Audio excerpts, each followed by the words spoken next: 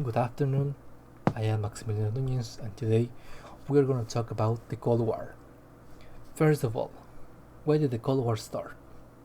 Okay, by the end of the World War II, by 1948, the Soviets had installed left-wing governments in the countries of Eastern Europe that had been liberated by the Red Army.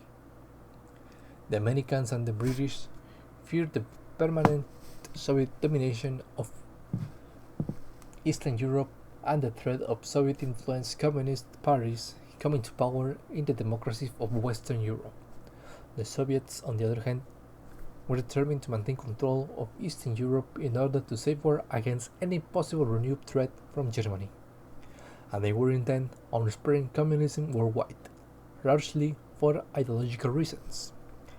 The Cold War had solidified by 1947 to 48, when the US aid provided under the Marshall Plan to Western Europe had brought those countries under American influence, and the Soviets had installed openly communist regimes in Eastern Europe.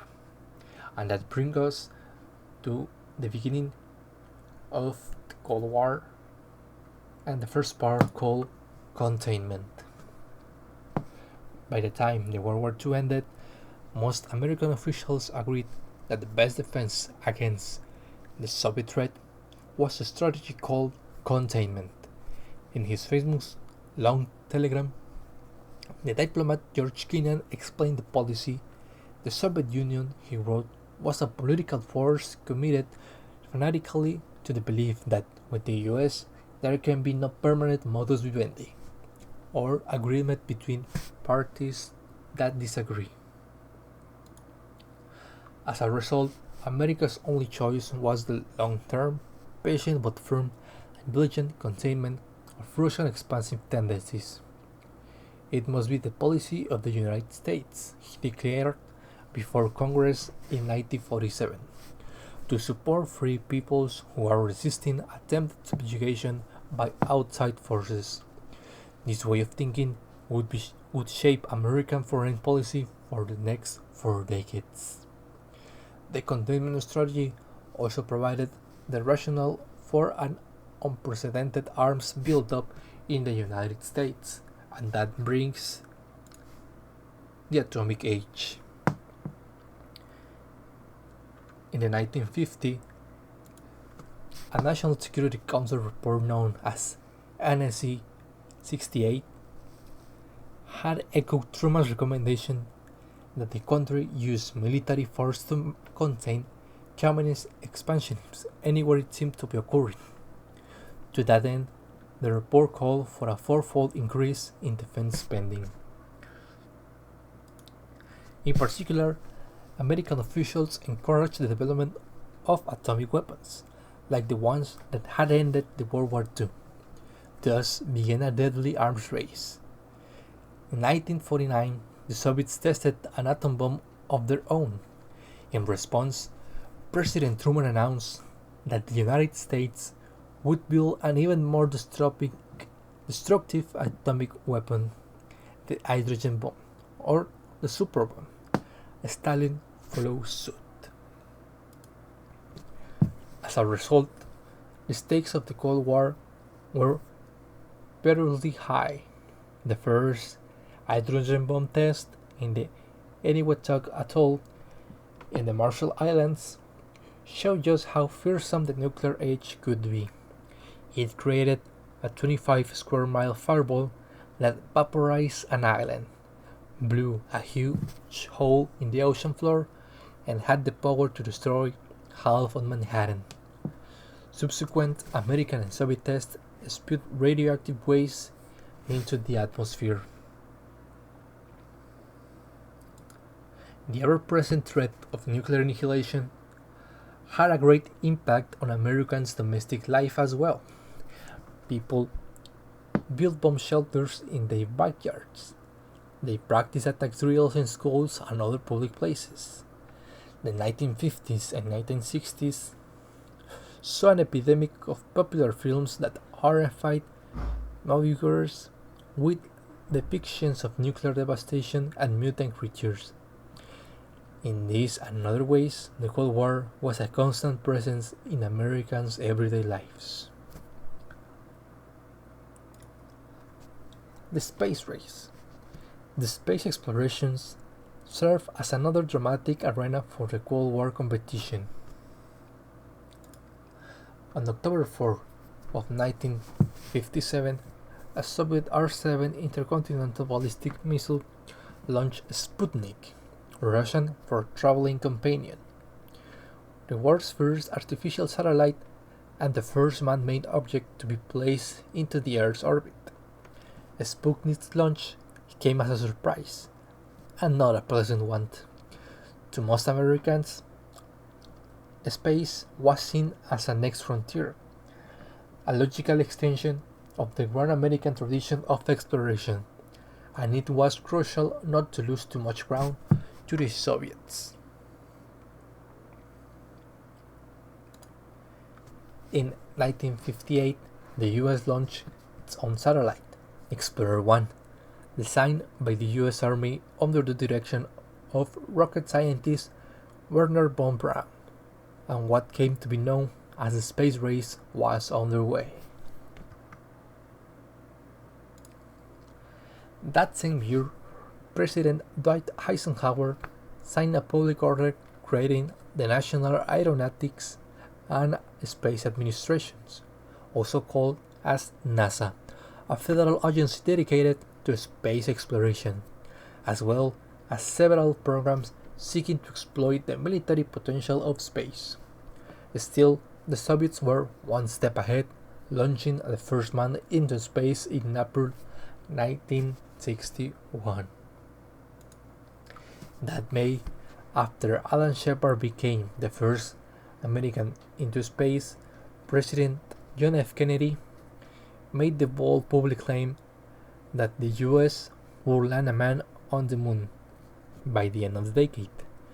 His prediction came true on July 20 of 1969, when Neil Armstrong of NASA's Apollo 11 mission became the first man to set foot on the moon, effectively winning the space race for the Americans. The fight against subversion at home mirrored a growing concern with the Soviet threat abroad. In June of 1950, the first military action of Cold War began, when the Soviet-backed North Korean Peaceful Army invaded its pro-Western neighbor to the south. Many American officials feared this was the first step in a communist campaign to take over the world and deemed that non-intervention was not an option. Truman sent the American military into Korea, but Korean War dragged to a stalemate and ended in 1953.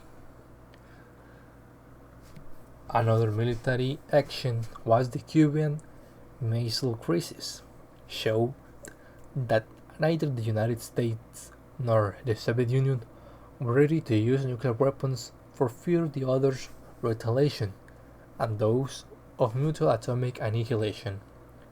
The two superpowers soon signed the Nuclear Test Ban Treaty of 1963, which banned above-ground nuclear weapons testing.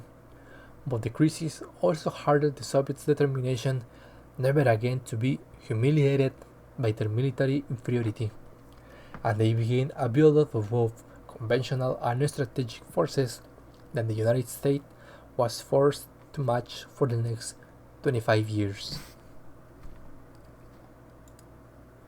And now we start the United States end of the Cold War.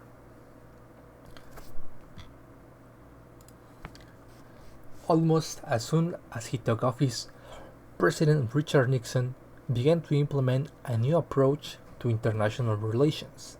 Instead of viewing the world as a hostile, bipolar place, he suggested why not use diplomacy instead of military action to create more peace. To that end, he encouraged the United Nations to recognize the Communist Chinese government, and after a trip there in 1972, began to establish diplomatic relations with Beijing. Despite Nixon's efforts, the Cold War heated up again under President Ronald Reagan. Like many leaders of his generation, Reagan believed that the spread of communism anywhere threatened freedom everywhere. As a result, he worked to provide financial and military aid to anti-communist governments and insurgencies around the world. This policy, particularly as it was applied in the developing world in places like Grenada and El Salvador, was known as the Reagan Doctrine.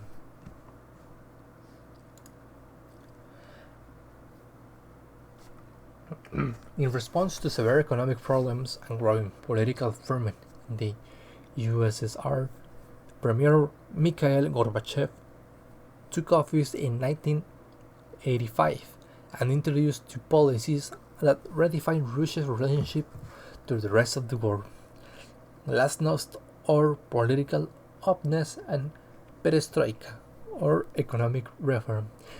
The last one being the reform that will open the barriers to the exterior.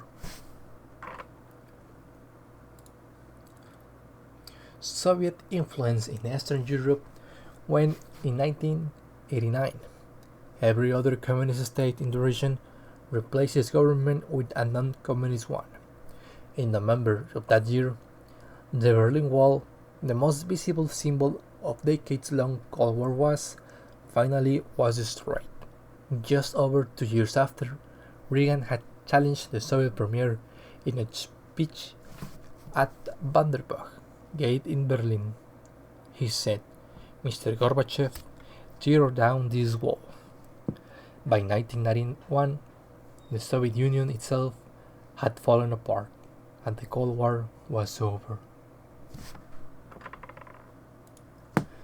Thank you so much for taking attention to this information, and soon I'm gonna have a few questions for my classmates that are listening this presentation.